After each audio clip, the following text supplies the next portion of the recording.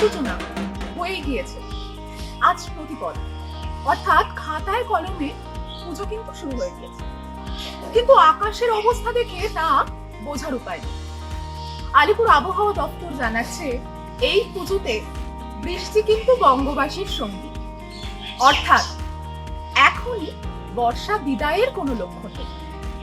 বৃহস্পতিবার সকাল থেকেও আকাশের মুখ ভার, আকাশ মেঘলা, অর্থাৎ প্রতিপদের দিনেও পশলা বৃষ্টি হবে রাজ্যের একাধিক জেলায়। উত্তরবঙ্গে এবার বর্ষা ঢুকেছে অনেক আগে, কিন্তু দক্ষিণবঙ্গে বর্ষা প্রবেশ করতে বেশ কিছুটা দেরি হয়েছে।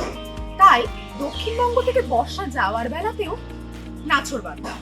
অর্থাৎ আলিপুর আবহাওয়া দপ্তর বলছে এবার পুজো কিন্তু বর্ষার সঙ্গেই কাটাতে হবে। আজ দিনভর কয়েক পশলা মাঝারি থেকে ভারী বৃষ্টির সম্ভাবনা রয়েছে। সমস্ত জেলাতেই প্রায় বিক্ষিপ্ত বৃষ্টি হতে পারে। তবে বিদায় বেলায় বর্ষার রূপ খুব একটা তীব্র হবে না, এমনই আশ্বাস আলিপুর হাওয়া অফিসের। অর্থাৎ পুজোতে হালকা থেকে মাঝারি বৃষ্টিকে সঙ্গে নিয়েই প্যান্ডেল হপিং সেরে ফেলতে হবে। ষষ্ঠীর দিন দক্ষিণবঙ্গে দফায় দফায় ঝড় বৃষ্টির সতর্কতা রয়েছে। সপ্তমী থেকে আশঙ্কা কিছুটা কমবে, ফলে পুজো ভেসে যাবে এমন আশঙ্কা নেই। আজ বৃহস্পতিবার সর্বোচ্চ সর্বনিম্ন তাপমাত্রা থাকতে পারে যথাক্রমে 32 ডিগ্রি এবং 27 ডিগ্রি সেলসিয়াসের কাছাকাছি।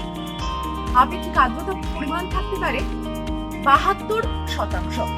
এমন আরো খবরের আপডেট পেতে চোখ রাখুন এডিটারজি বাংলার পর্দায়।